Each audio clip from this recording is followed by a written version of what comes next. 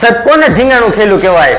અહીં ભેસરની બાજુમાં સણાકા ગામના હિમાળા વિયા જાઓ, એક બે નહીં પણ 700 ઘોડાની ઘુમરી વાગતી આવે દુશ્મનો અને માતાજીની મૂર્તિ લઈ જવા માટે થઈને આવેલા વિધર્મીઓ, અને તેથી આ બાજુ હાથનું ટોળું સામે 700 ની ફોજ રહી ગયેલી.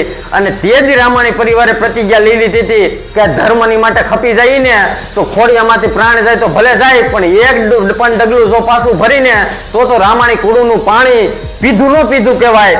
અને તે દી અમે 700 ની ફોજની અમે હાંડિયાના ત્રીજા પહાડા જેવી હાથમાં શમશેરું લીધી, જે હાથમાં આવે એને હથિયાર બનાવી, અને તે દી 700 ની ફોજમાં જે આમ ગરગરતી દોડ લીધી ને, અને બાકાઝીક મિનિટ ધીંગાણું ખેલાવા.